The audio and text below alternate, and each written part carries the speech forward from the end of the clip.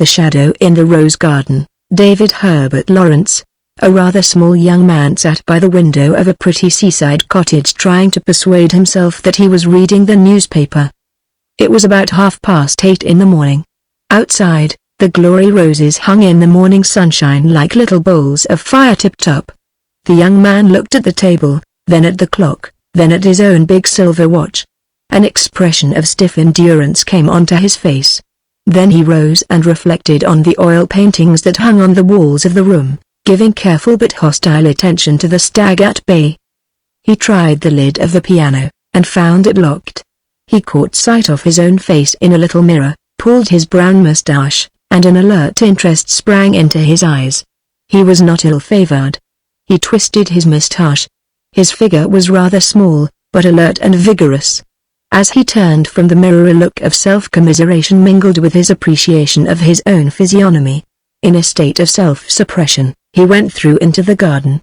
His jacket, however, did not look dejected. It was new, and had a smart and self-confident air, sitting upon a confident body.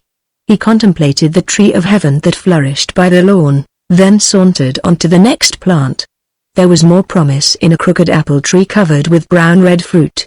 Glancing round, he broke off an apple and, with his back to the house, took a clean, sharp bite. To his surprise, the fruit was sweet.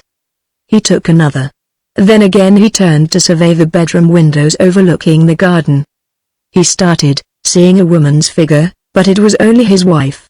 She was gazing across to the sea, apparently ignorant of him. For a moment or two he looked at her, watching her. She was a good-looking woman, who seemed older than he, rather pale, but healthy, her face yearning. Her rich auburn hair was heaped in folds on her forehead. She looked apart from him and his world, gazing away to the sea. It irked her husband that she should continue abstracted and in ignorance of him. He pulled poppy fruits and threw them at the window. She started, glanced at him with a wild smile, and looked away again. Then almost immediately she left the window. He went indoors to meet her. She had a fine carriage, very proud, and wore a dress of soft white muslin. "I've been waiting long enough," he said. "For me or for breakfast?" She said lightly. "You know we said 9 o'clock. I should have thought you could have slept after the journey. You know I'm always up at 5, and I couldn't stop in bed after 6. You might as well be in pit as in bed, on a morning like this. I shouldn't have thought the pit would occur to you." Here, she moved about examining the room, looking at the ornaments under glass covers. He, planted on the hearthrug, watched her rather uneasily, and grudgingly indulgent. She shrugged her shoulders at the apartment. "Come," she said, taking his arm, "let us go into the garden till Mrs. Coates brings the tray. I hope she'll be quick," he said, pulling his moustache. She gave a short laugh, and leaned on his arm as they went. He had lighted a pipe. Mrs. Coates entered the room as they went down the steps. The delightful, erect old lady hastened to the window for a good view of her visitors. Her china blue eyes were bright as she watched the young couple go down the path, he walking in an easy, confident fashion, with his wife, on his arm. The landlady began talking to herself in a soft, Yorkshire accent. "Just of a height they are. She wouldn't ha' married a man less than herself in stature, I think, though he's not her equal otherwise." Here her granddaughter came in, setting a tray on the table. The girl went to the old woman's side. "He's been eating the apples, Gran," she said. "Has he, my pet? Well, if he's happy, why not?" Outside, the young, well-favored man listened with impatience to the chink of the teacups. At last, with a sigh of relief, the couple came in to breakfast. After he had eaten for some time, he rested a moment and said, "Do you think it's any better place than Bridlington?" "I do," she said, infinitely. "Besides, I am at home here. It's not like a strange seaside place to me." "How long were you here?" 2 years. He ate reflectively. "I should ha' thought you'd rather go to a fresh place," he said at length. She sat very silent, and then, delicately, put out a feeler. "Why?" she said. "Do you think I shan't enjoy myself?" He laughed comfortably, putting the marmalade thick on his bread. "I hope so," he said. She again took no notice of him. "But don't say anything about it in the village, Frank," she said casually. "Don't say who I am, or that I used to live here. There's nobody I want to meet, particularly, and we should never feel free if they knew me again. Why did you come, then? Why? Can't you understand why? Not if you don't want to know anybody. I came to see the place, not the people. He did not say any more. Women, she said, are different from men. I don't know why I wanted to come, but I did. She helped him to another cup of coffee, solicitously. Only, she resumed, don't talk about me in a village. She laughed shakily. I don't want my past brought up against me, you know. And she moved the crumbs on the cloth with her fingertip. He looked at her as he drank his coffee. He sucked his mustache, and putting down his cup, said phlegmatically, I'll bet you've had a lot of past. She looked with a little guiltiness that flattered him, down at the tablecloth. Well, she said, caressive, you won't give me away, who I am, will you? No, he said, comforting, laughing, I won't give you away. He was pleased. She remained silent. After a moment or two she lifted her head, saying, I've got to arrange with Mrs. Coates, and do various things. So you'd better go out by yourself this morning and we'll be in to dinner at 1. But you can't be arranging with Mrs. Coates all morning, he said. Oh, well then I've some letters to write, and I must get that mark out of my skirt. I've got plenty of little things to do this morning. You'd better go out by yourself. He perceived that she wanted to be rid of him, so that when she went upstairs, he took his hat and lounged out onto the cliffs, suppressedly angry. Presently she too came out. She wore a hat with roses, and a long lace scarf hung over her white dress. Rather nervously, she put up her sunshade, and her face was half hidden in its colored shadow. She went along the narrow track of flagstones that were worn hollow by the feet of the fishermen. She seemed to be avoiding her surroundings, as if she remained safe in the little obscurity of her parasol. She passed the church, and went down the lane till she came to a high wall by the wayside. Under this she went slowly, stopping at length by an open doorway, which shone like a picture of light in the dark wall. There in the magic beyond the doorway, patterns of shadow lay on the sunny court, on the blue and white sea pebbles of its paving, while a green lawn glowed beyond, where a bay tree glittered at the edges. She tiptoed nervously into the courtyard, glancing at the house that stood in shadow. The uncurtained windows looked black and soulless. The kitchen door stood open. Irresolutely she took a step forward, and again forward, leaning, yearning, towards the garden beyond. She had almost gained the corner of the house when a heavy step came crunching through the trees. A gardener appeared before her. He held a wicker tray on which were rolling great, dark red gooseberries, overripe. He moved slowly. The garden isn't open today, he said quietly to the attractive woman, who was poised for retreat. For a moment she was silent with surprise. How should it be public at all? When is it open? She asked, quick-witted. The rector lets visitors in on Fridays and Tuesdays. She stood still, reflecting. How strange to think of the rector opening his garden to the public. But everybody will be at church, she said coaxingly to the man. There'll be nobody here, will there? He moved, and the big gooseberries rolled. The rector lives at the new rectory, he said. The two stood still. He did not like to ask her to go. At last she turned to him with a winning smile. Might I have one peep at the roses? She coaxed, with pretty wilfulness. I don't suppose it would matter, he said, moving aside. You won't stop long. She went forward, forgetting the gardener in a moment. Her face became strained, her movements eager. Glancing round, she saw all the windows giving onto the lawn were curtainless and dark. The house had a sterile appearance, as if it were still used, but not inhabited. A shadow seemed to go over her. She went across the lawn towards the garden, through an arch of crimson ramblers, a gate of color. The beyond lay the soft blue sea with the bay, misty with morning, and the farthest headland of black rock jutting dimly out between blue of the sky and water. Her face began to shine, transfigured with pain and joy.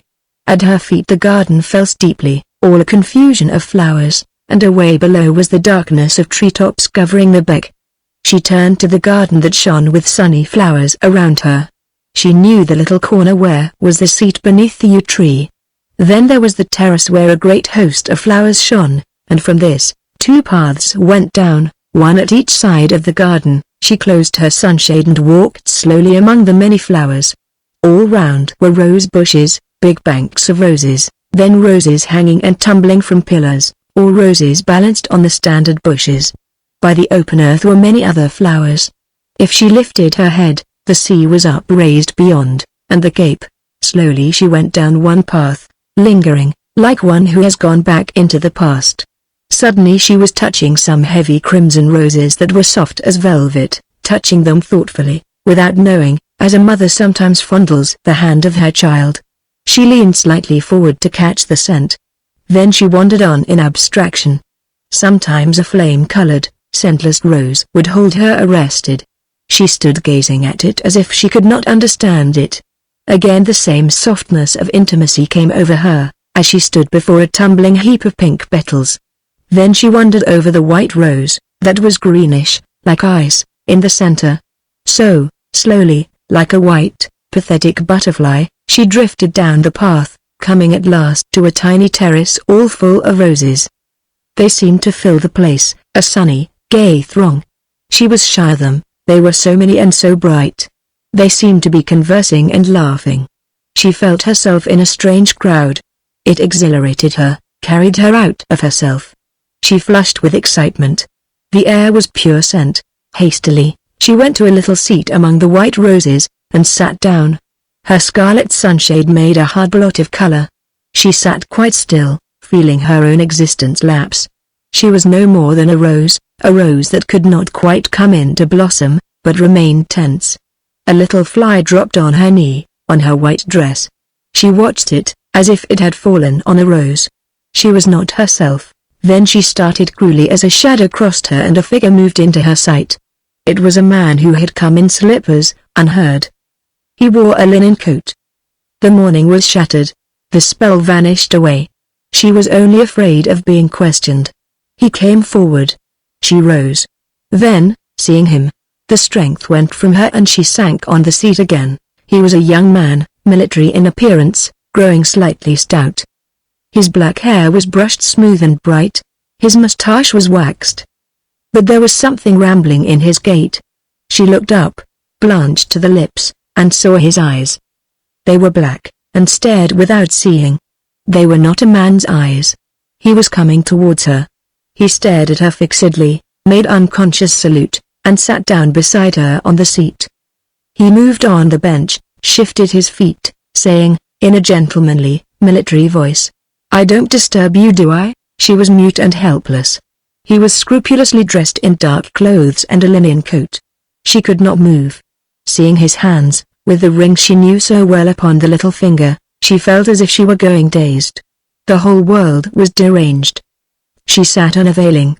For his hands, her symbols of passionate love, filled her with horror as they rested now on his strong thighs. "May I smoke?"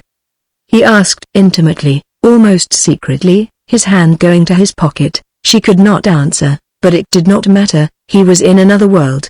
She wondered, craving, if he recognized her, if he could recognize her. She sat pale with anguish. But she had to go through it. "I haven't got any tobacco," he said thoughtfully, but she paid no heed to his words, only she attended to him. Could he recognize her, or was it all gone? She sat still in the frozen kind of suspense. "I smoke John Cotton," he said, "and I must economize with it, it is expensive. You know, I'm not very well off while these lawsuits are going on." "No," she said, and her heart was cold, her soul kept rigid. He moved, made a loose salute, rose, and went away. She sat motionless. She could see his shape, the shape she had loved, with all her passion, his compact, soldier's head, his fine figure now slackened. And it was not he. It only filled her with horror too difficult to know. Suddenly he came again, his hand in his jacket pocket. "Do you mind if I smoke?" he said. "Perhaps I shall be able to see things more clearly." He sat down beside her again, filling a pipe. She watched his hands with the fine strong fingers. They had always inclined to tremble slightly. It had surprised her, long ago, in such a healthy man. Now they moved inaccurately, and the tobacco hung raggedly out of the pipe. "I have legal business to attend to. Legal affairs are always so uncertain. I tell my solicitor exactly, precisely what I want, but I can never get it done." She sat and heard him talking. But it was not he. Yet those were the hands she had kissed, there were the glistening, strange black eyes that she had loved. Yet it was not he. She sat motionless with horror and silence. He dropped his tobacco pouch, and groped for it on the ground. Yet she must wait if he would recognize her. Why could she not go? In a moment he rose. "I must go at once," he said. "The owl is coming." Then he added confidentially, "His name isn't really the owl, but I call him that. I must go and see if he has come." She rose too. He stood before her, uncertain. He was a handsome, soldierly fellow, and a lunatic. Her eyes searched him, to see if he would recognize her, if she could discover him. "You don't know me?" she asked, from the terror of her soul. Standing alone, he looked back at her quizzically. She had to bear his eyes. They gleamed on her, but with no intelligence. He was drawing nearer to her. "Yes, I do know you," he said, fixed, intent, but mad, drawing his face nearer hers. Her horror was too great. The powerful lunatic was coming too near to her. A man approached, hastening. "The garden isn't open this morning," he said. The deranged man stopped and looked at him. The keeper went to the seat and picked up the tobacco pouch left lying there. "Don't leave your tobacco, sir," he said, taking it to the gentleman in the linen coat. "I was just asking this lady to stay to lunch," the latter said politely. "She is a friend of mine." The woman turned and walked swiftly, blindly, between the sunny roses, out of the garden, past the house with the blank, dark windows, through the sea-pebbled courtyard to the street.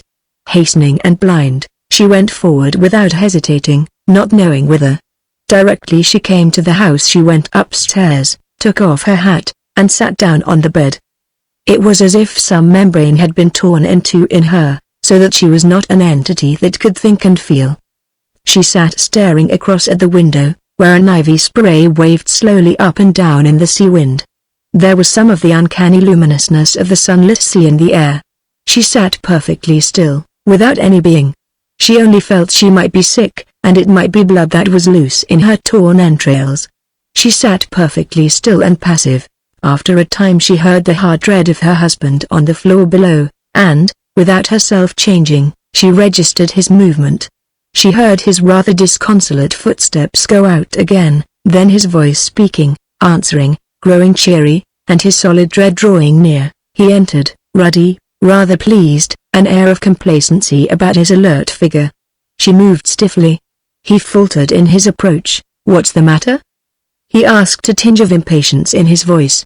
"Aren't you feeling well?" This was torture to her. "Quite," she replied. His brown eyes became puzzled and angry. "What is the matter?"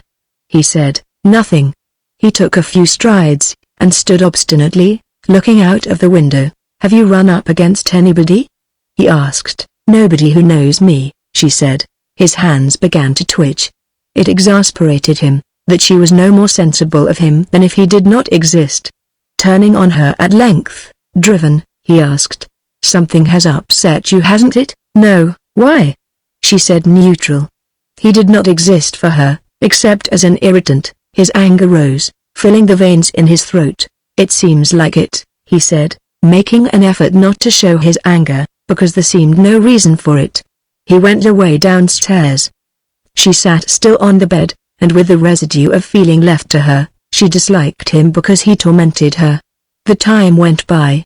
She could smell the dinner being served, the smoke of her husband's pipe from the garden.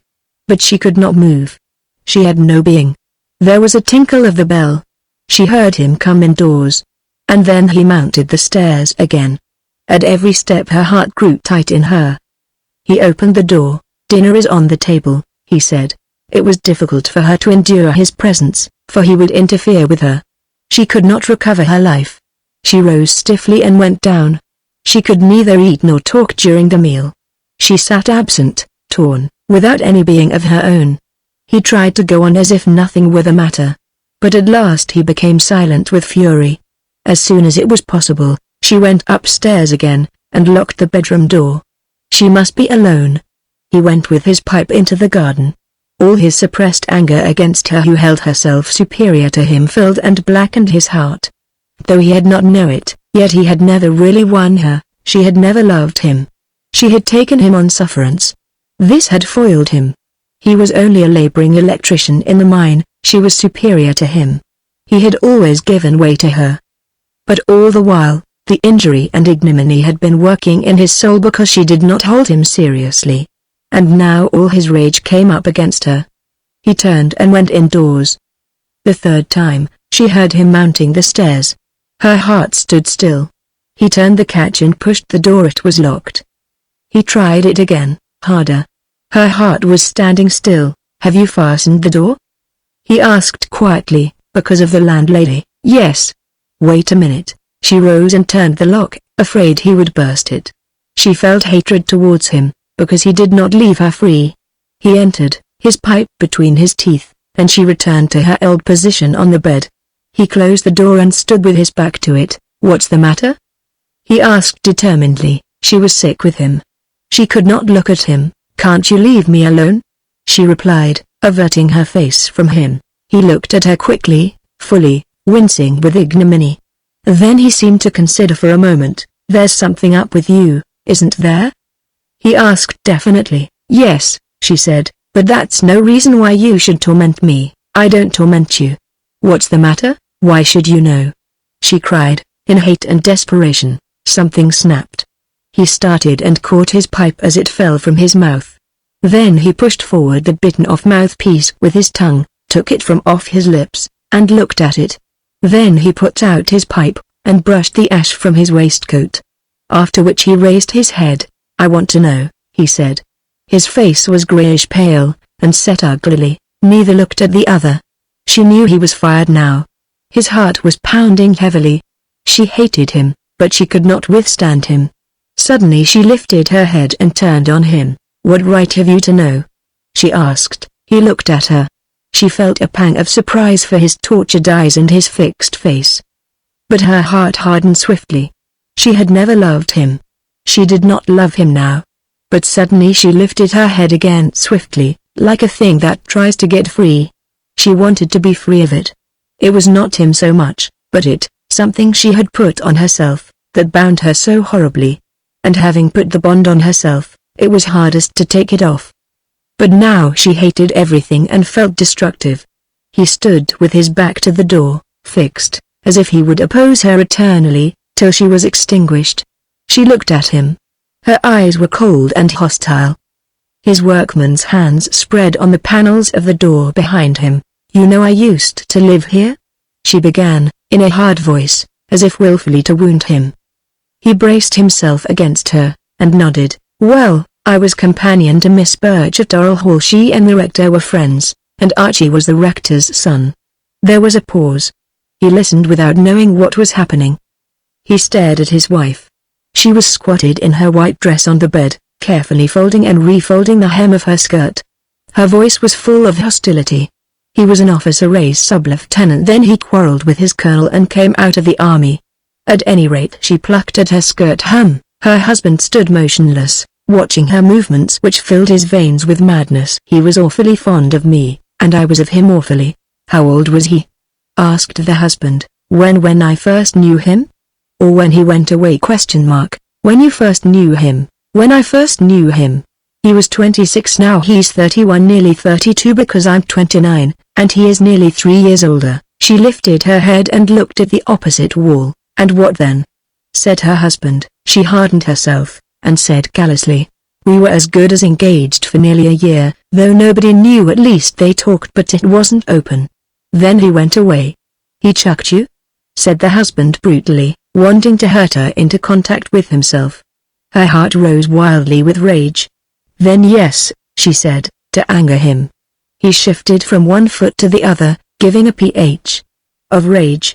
There was silence for a time. Then, she resumed, her pain giving a mocking note to her words. "He suddenly went out to fight in Africa, and almost the very day I first met you, I heard from Miss Birch he'd got sunstroke, and 2 months after, that he was dead." "That was before you took on with me?" said the husband. There was no answer.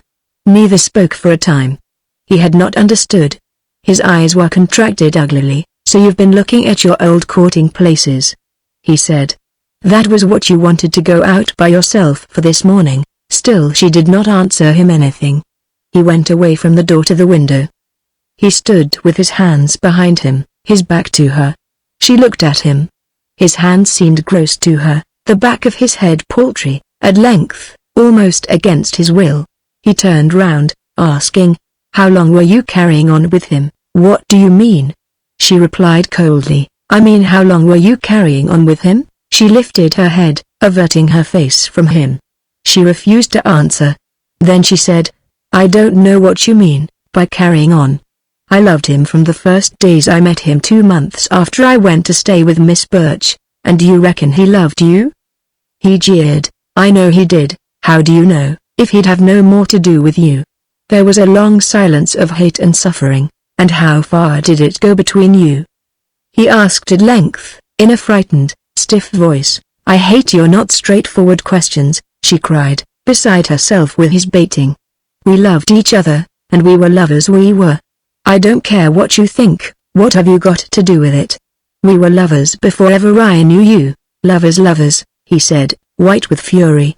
"You mean you had your fling with an army man, and then came to me to marry you when you'd done?" She sat swallowing her bitterness. There was a long pause. "Do you mean to say you used to go the whole hogger?" he asked, still incredulous. "Why, what else do you think I mean?" she cried brutally. He shrank, and became white, impersonal. There was a long, paralyzed silence. He seemed to have gone small. "You never thought to tell me all this before I married you," he said, with bitter irony. "At last, you never asked me," she replied. "I never thought there was any need." "Well, then, you should think." He stood with expressionless, almost childlike set face, revolving many thoughts, whilst his heart was mad with anguish. Suddenly she added, "And I saw him today," she said. "He is not dead, he's mad." Her husband looked at her, startled. "Mad?" he said involuntarily. "A lunatic," she said. It almost cost her reason to utter the word. There was a pause. "Did he know you?" asked the husband in a small voice. "No," she said. He stood and looked at her. At last he had learned the width of the breach between them. She still squatted on the bed. He could not go near her. It would be violation to each of them to be brought into contact with the other. The thing must work itself out. They were both shocked so much, they were impersonal, and no longer hated each other. After some minutes he left her and went out.